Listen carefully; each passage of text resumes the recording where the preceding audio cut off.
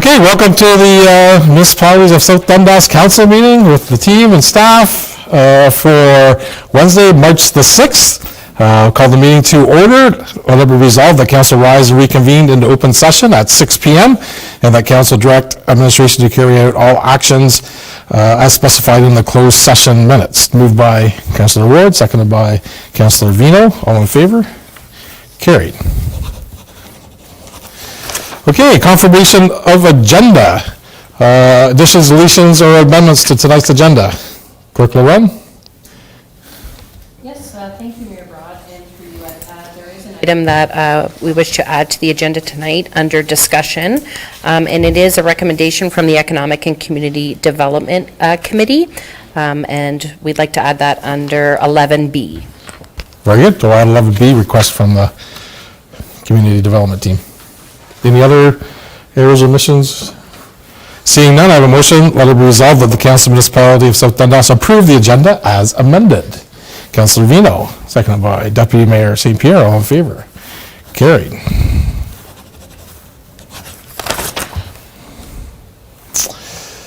Okay, I also have so number 4, disclosure of pecuniary interest and the general nature thereof. Seeing none. Number 5, adoption of minutes. Let it be resolved that the minutes of the following meeting, including closed sessions, be adopted as presented. February 14th, 2024, regular meeting. Moved by, sorry? A couple corrections, please. Yeah, any errors or omissions to the meeting minutes? Yeah, so I just have a couple minor ones. Items 4 and the same with item 6. I just want to clarify my pecuniary interest. It kind of, the way it's written that I own the company, and it should be written that Deputy Mayor is an employee of the company that's providing engineering services. So if you could kindly correct that. And then the second one I had was on item 8. I think there's a discussion regarding the SCBA approval, and that kind of got merged into the grants and donations section. So if you see on section 8B, it says the grants and donations request, and it says action add CBA mass to be added to the asset management plan. I believe that should be up in number 8A, correct? It was just my 2 corrections. Yeah, no problem, no problem. So seeing those corrections for items 4 and 6 and to 8A, we'll amend the minutes to reflect. Any other errors or omissions? All right, I have a motion that will accept the amended minutes for February 14, 2024. Moved by Deputy Mayor St. Pierre. Thank you. Seconded by Councillor Ward. All in favor? Carried. Okay, 7A, no delegations tonight, so we'll move to 7A, action requests. So ES 2024-06, reappointment of drainage assessment, Ruben Mattice, Maine, there as drainage superintendent. Chris St. Thomas. Welcome, Chris. Good evening, everybody. In front of you, or through you, Mr. Mayor, in front of you, you have a action request looking for a resolution from council to accept the reapportionment of drain assessment update. This came about because of a severance of land under section 65(2) of the Drainage Act. Staff came up with the new assessment schedule, and the landowners agreed to it. That agreement is attached, and that's all we have tonight.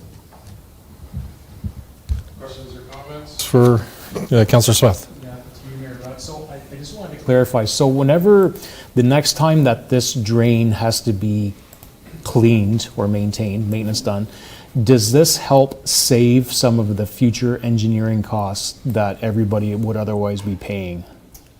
Whenever we do typical, sorry, through you, Mr. Mayor, whenever we do typical maintenance, there would not be any engineering costs. Okay. In the past, you've seen some engineering. That was for an update of the complete assessment schedule under section 76. Okay. So if we continue to do these as we should, Yeah. it should eliminate the need to do any section 76s down the road. Okay. Right. Okay. That's what I wanted to clarify. Okay. Questions or comments? Seeing none, I have a motion that council receive report ES 2024-06 for the reapportionment of the drainage assessment for the Reuben Mattice Municipal Drain due to severance of land, and further, that council hereby appoint reapportionment of the drain assessment agreement for the Reuben Mattice Drain as part of consent application B144-23. Moved by Councillor Smith, seconded by Deputy Mayor St. Pierre. All in favor? Carried. Okay. Bylaws, 8A, 2024-02, reappointment of Integrity Commissioner. Clerk LeBrun. And through you, the report in front of you tonight is an overview of the agreement that we're looking to amend. It's to reappoint Tony Fleming with Cunningham Swan, Little and Bohem as our Integrity Commissioner. Across SDNG, we've met collectively, and we're all very pleased with the services that we receive from Mr. Fleming. So collectively, we are all entering into an agreement for Tony Fleming to continue to be our Integrity Commissioner. There's no changes to the rate, and the agreement will not change except for the two minor changes. And we're just looking to for council's approval to execute this amendment to the agreement. Yeah, thanks, Clerk LeBrun. Obviously, we need to have an integrity officer. Mr. Fleming in the office is excellent. I have to deal with them a few times myself, so certainly appreciate all the work that they do for us, and it's quite clear, has done training with us in the past as well, so certainly an important piece to make sure we have that at our hands, whether it's for us, member staff, or residents from the integrity standpoint. Questions or comments from council team? All right, seeing none, of a bylaw number 2024-16 being a bylaw to authorize the execution of an amendment agreement for the provision of Integrity Commissioner services be read and passed in open council, signed and sealed. Moved by Councillor Ward, seconded by Councillor Vino. All in favor? Carried.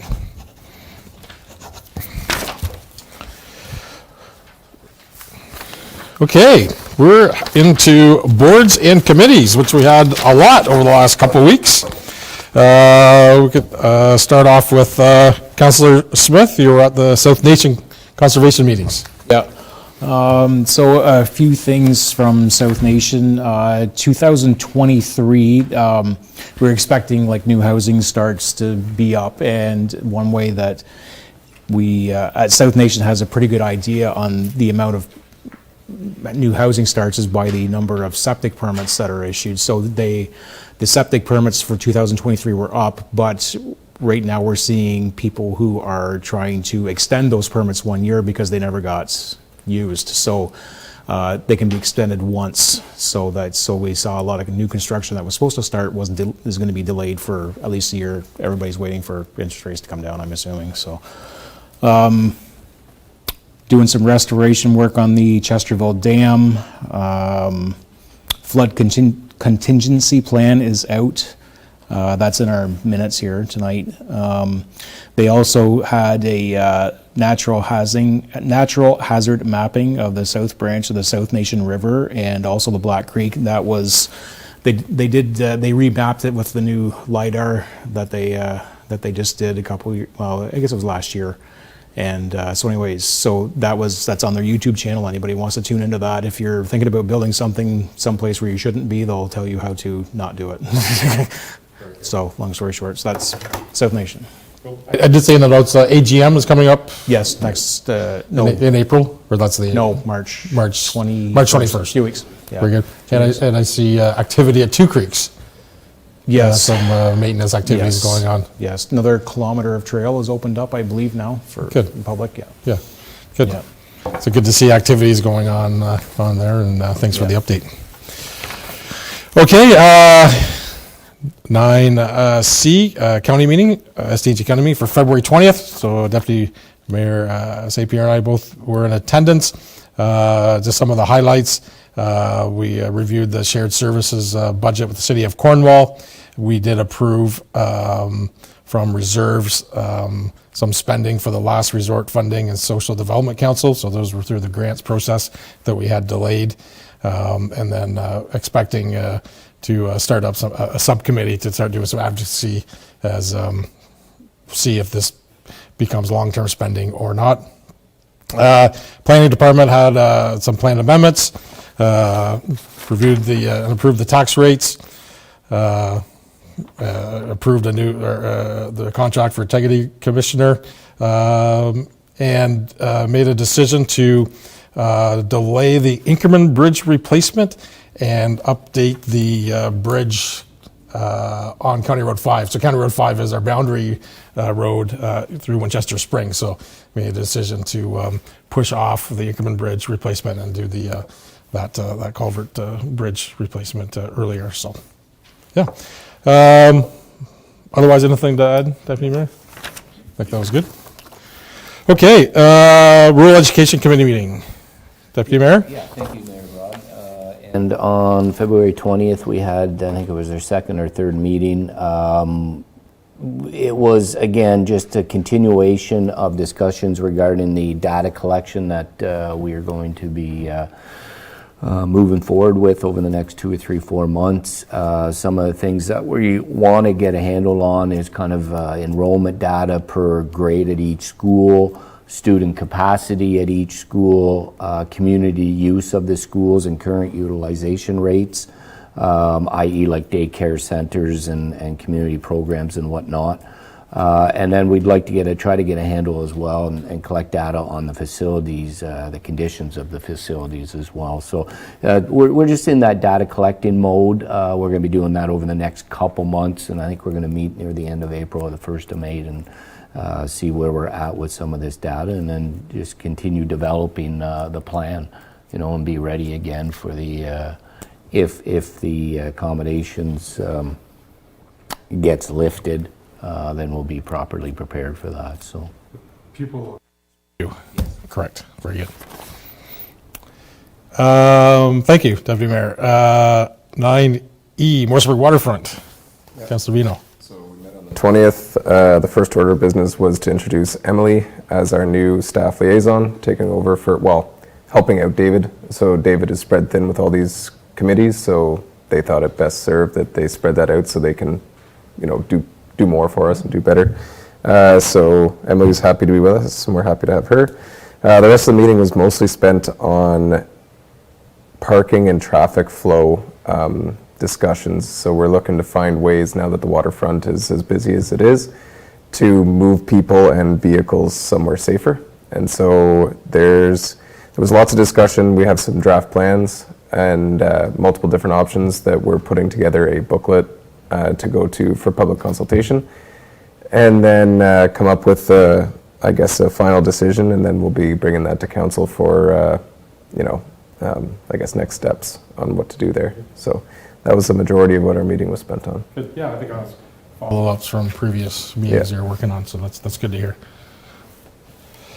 Iroquois Waterfront. Yeah, thank you, Mayor Broad. We had our Iroquois Waterfront Committee meeting last week. Basically, it was a review of the budget and the funding available, either through donations or the money we're receiving from the municipality. As you recall, we came a couple meetings ago regarding the extension of the lighting, pathway lighting that Mr. Ross would like to complete at both the east end and the west end.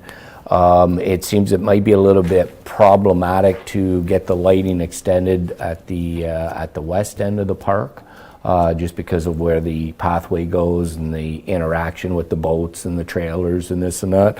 So what they're going to do is concentrate on the lighting along Adair Road first, and that's one of the projects that he's very passionate about and would like to see move forward.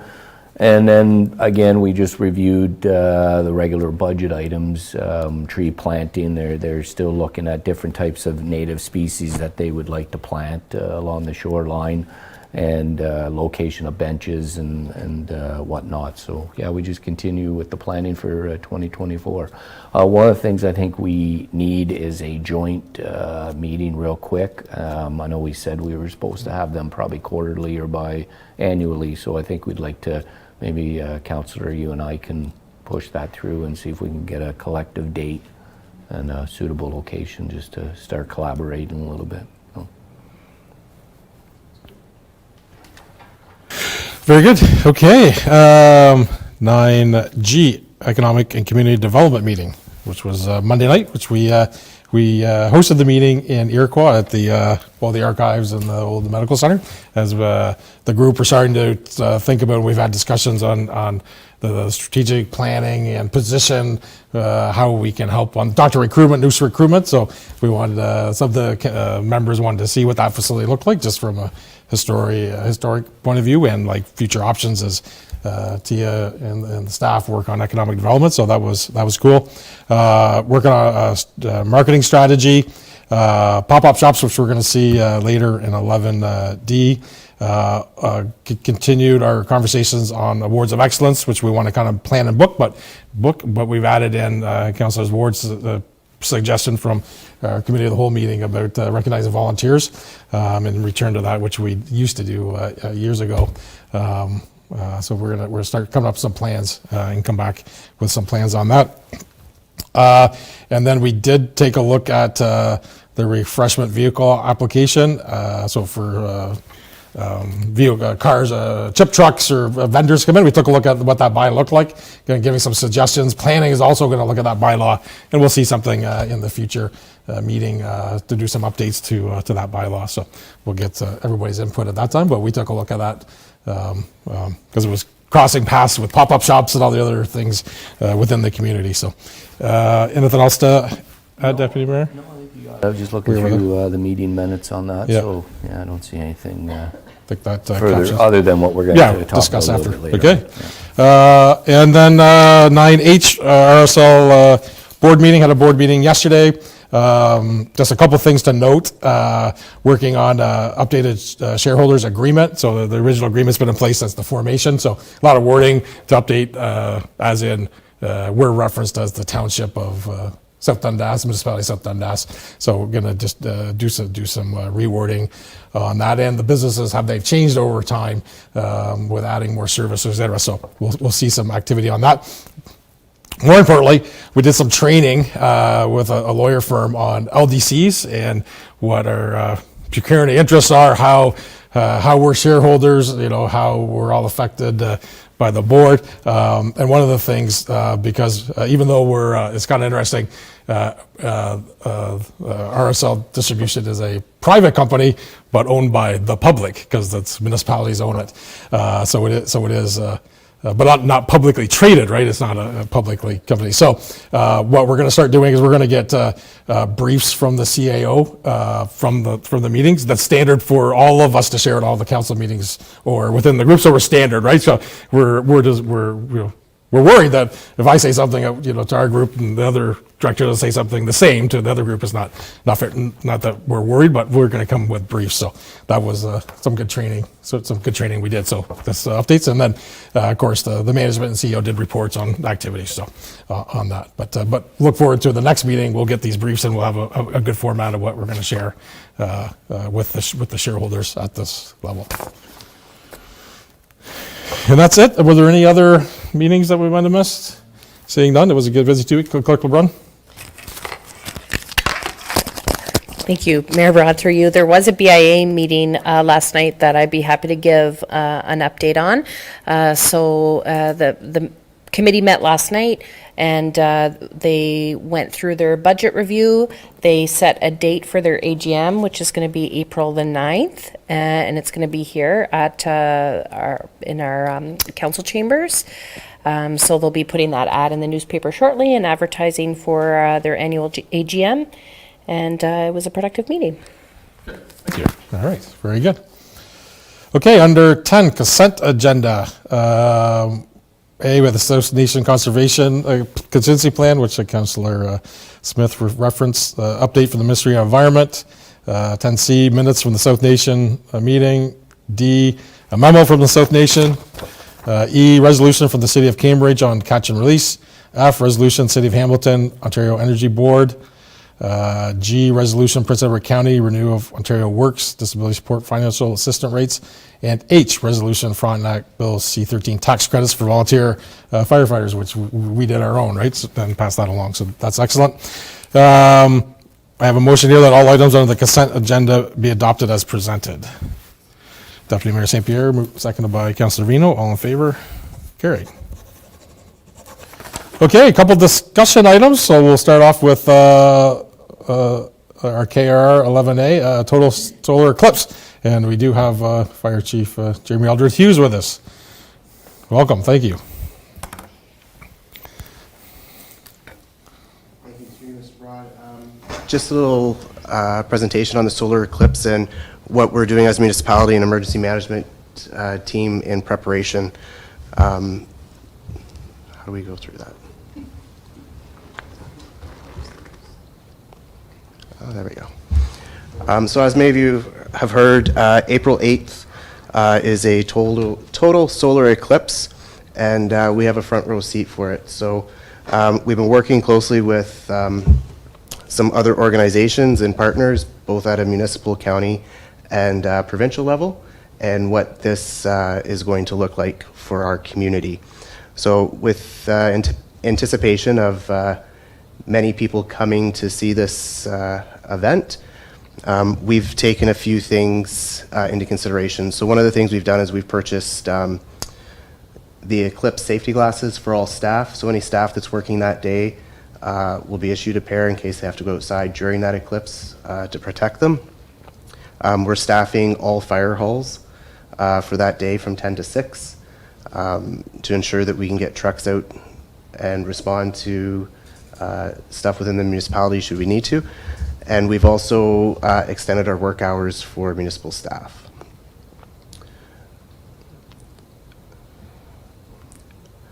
Any questions about the eclipse? I think this was also presented at the county level. Yeah, we certainly did see it at the county level. A few things we can add on to. I know as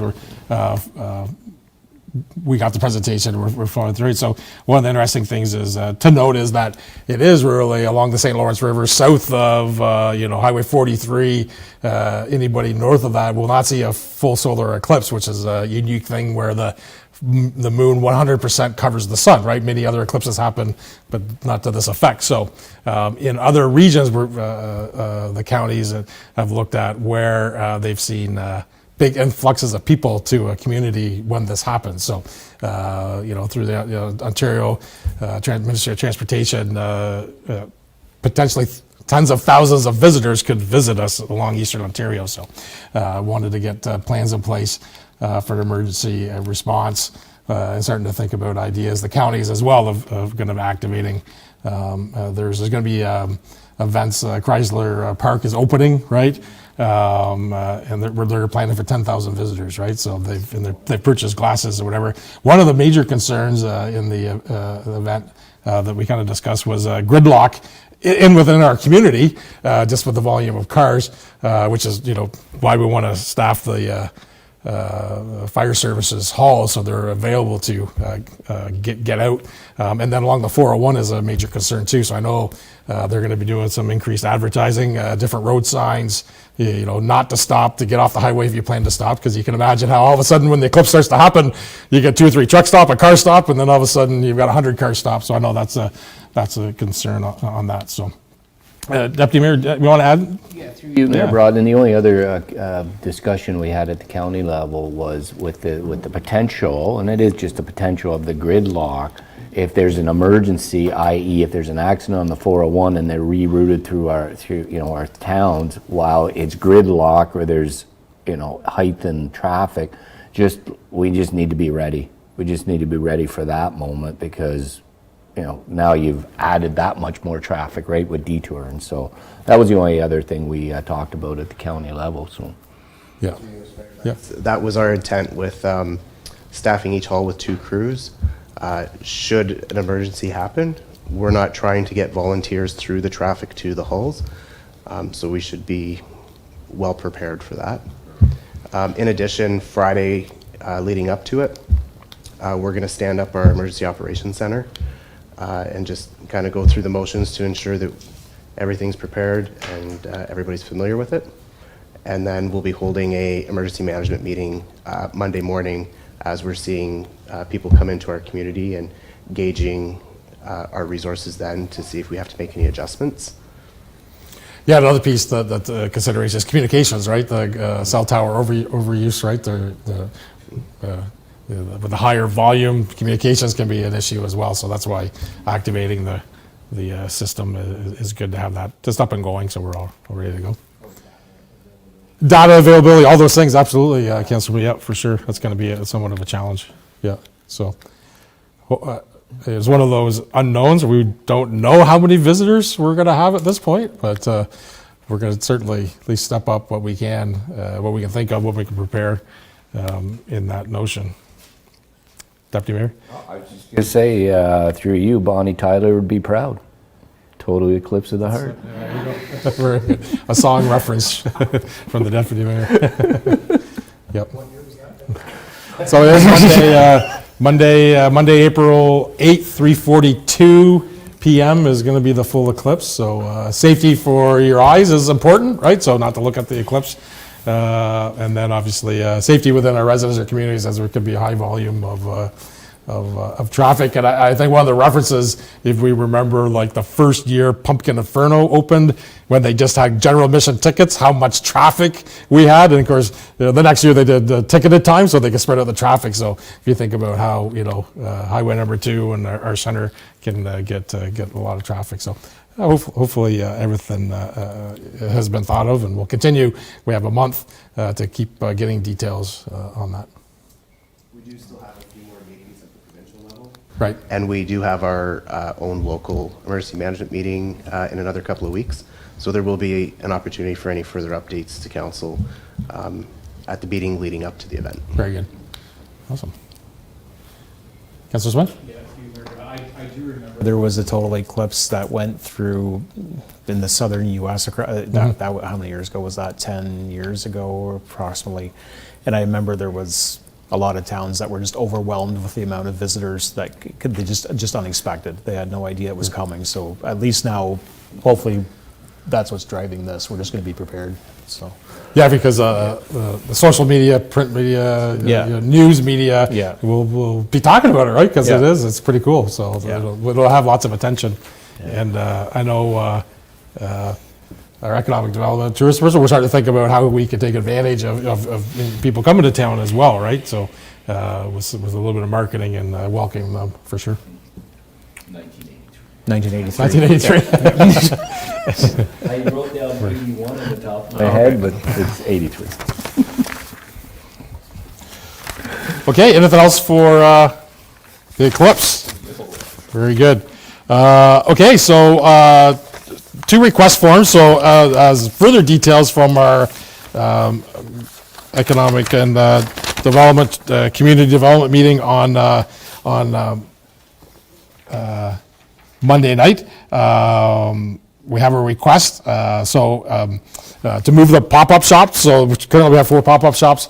Iroquois at the business group did inquire about having a couple up there, maybe not permanently, but for some events or whatever. And so our group got to talking. We wanted to refresh them, start using them. So we went through the agreements and the costs, and we'd like to move 2 of the pop-up shops to Iroquois and have 2 here and start promoting them and get them using again. They did foster some, if you think about when they originally got going, the Seaway Guild and the T-shirt store. Right, so some of those businesses now that we have in our mall or in our town started at some of these pop-up shops. So we wanted to revitalize that. But I think a key piece too, the committee felt like getting them painted, getting them spruced up and fun looking and draw attention would be also that. So we had the idea of let's go out for an RFP.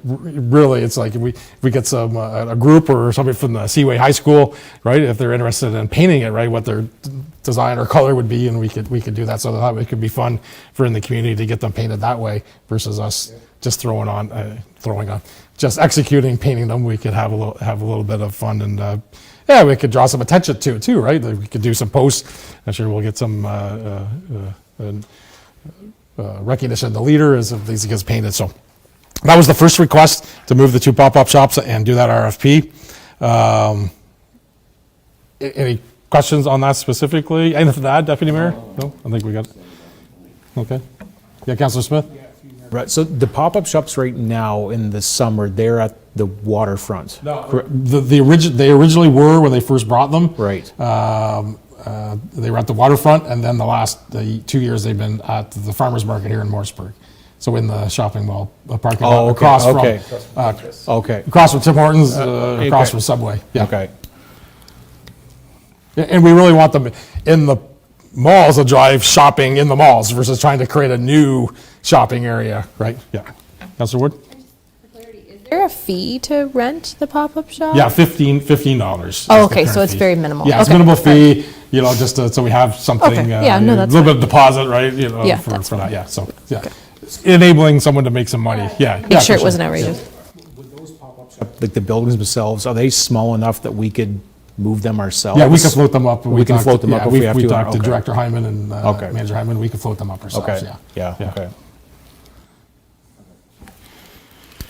And then the other kind of recommendation we'd like, one of our members who's a biking enthusiast, and as we've had conversations in the past, how many bikes in the trail that goes through us, he's looking to expand on the programming, the signage, and some painting, and we would like the committee to have him engage with some staff time. So the request is to get some staff time to put a good proposal together and work with the potentially the counties and the OPP to make sure we're following all the specific rules. But that was another small project that we'd like to see kind of kicked off, and we're looking for some staff time to work with the individual on the committee to get a proposal together to get some things happening with bike trails.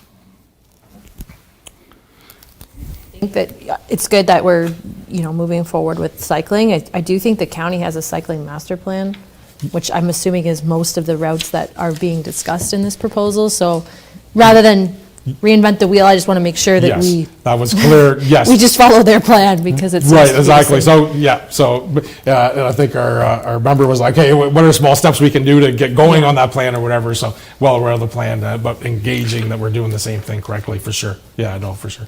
Deputy Mayor? Through you, Mayor, bro, I think what's really, they're trying to recognize is the existing trails, the Great Lakes waterfront trails that's already there, and trying just to enhance them, whether it's painting, whether it's signage, whether, because a lot of cyclists go by, and I'm going to assume a lot of people probably don't even recognize the waterfront trail at all and where it even goes, right? So that's heightens awareness is what they're trying to do and promote it a little bit more. But yeah, absolutely, we should be going through and coordinating with the counties as well, for sure. Yeah, Yeah. great point. Yeah, so those were those two requests to move the pop-up shops, to have staff do that, and to have some staff time for the biking information. Councillor Smith? Through you, Mayor Broad, whenever we did budget, there was a request in there from Great Lakes Waterfront Trail, that was the cycling group, correct? Right. That Yeah. we did not grant. Right. That was Right. the same. Yeah, It was, yeah, okay. I just wanted to, Yeah. okay. Well, we weren't sure of the request to be what they were going to use that exactly Yeah. for at that time, right? Yeah. We were Came from really Toronto. trying to be specific on that. It was for, Yeah, I think it was budget for advertising, Right. but how would you know Yeah. where Yeah. that money Yeah, was it was used? overall. They asked all the communities on the trail, Yeah, right? yeah, Yep. yeah. Okay. So that was the request from the committee, so good to see that we're starting to think about, using the templates we've got and the forms to keep the council engaged, and they had to have staff work on that and knowledge of that, so those were two discussion items. Okay. Any notices of motion? Councillor Ward. Thank you, Mayor. So I think as many people know, or maybe they don't know, International Women's Day is on Friday. So as part of that, I kind of wanted to take a minute here and ask staff to bring back a report on something that I think is very important. So this year's theme is inspiration and inclusion. So it talks about, I'll just give you the short end, is just how women can be included in the workplace further and how to overcome obstacles that women face in the workplace. So one of the aforementioned items is maternity leave, and I I'm speaking solely from a staff perspective, and looking to our fellow municipalities, and actually the county have recently passed a maternity leave policy to assist women who are going through that.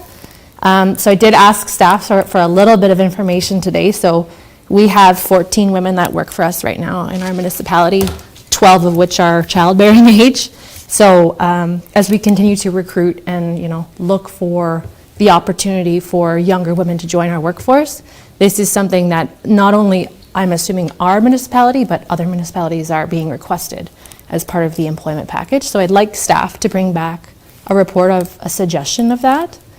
I know we're not alone in SDG, and to be quite honest, if the county has a maternity leave policy, I feel like our lower tier should be mimicked at least. But I think it's important that we just consider it as part of a benefit enhancement for women. Yeah, Just for staff, to be clear, for those watching, just for staff. Right, it was what we have control over. No, I don't want council to be included. I just want that to be clear to the audience that Right. it's specifically for staff. For So, staff. Very, yeah. very good. Thank you, Councillor. Yeah, and good to note with the International Women's Day coming up that we do have a significant amount of women on our staff. So congratulations, and thank you for all of your service time, for sure. So we'll direction for staff to come back with that information. Thank you very much. Any other notices of motions? Ratification bylaw under 13. I have a bylaw 2024-17 being a bylaw to adopt, confirm, and ratify matters dealt with by resolution be read, passed, and open council, signed and sealed. Moved by Councillor Ward, seconded Councillor Smith. All in favor? Carried. Motion to adjourn at the call of the chair. Moved by Councillor Smith, seconded by Councillor Vino. All in favor? Carried. So as we bring our meeting to a close for Wednesday, March the 6th, I'd like to thank the staff for preparing today's agenda, and the council team, and everyone within the municipality. Certainly warmer weather is upon us. Hockey season is ongoing, so I'd like to congratulate Mayor Fraser that a Morrisburg Lions jersey does fit him, and it's my son's jersey, so which was very appropriate. So thank you for the photo, and thank you for the coverage of the leader as the Morrisburg Lions continue on their trek. But more importantly, we did have two things on the fire service I wanted to mention tonight for South Dundas Fire and Emergency Services. One is congratulations to all the members that passed level 1 and 2 training. With the census back, and the fire chief has let everybody know where they have. So congratulations to all those. That was a lot of training we saw and we did within the municipality in the fall. So congratulations to all those that passed the tests. And more recognition to come on that. The second thing is there was an incident in the village of Morrisburg this week, and I'd like to thank Captain Bill Chafe for his response to that incident.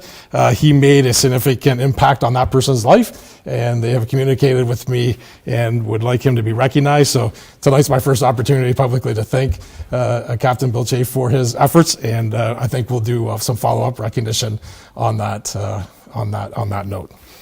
So thank you to the fire services, and we did have a Via Rail fire that we responded to a few hours ago, and we continue to serve the community. So thank you to the fire service.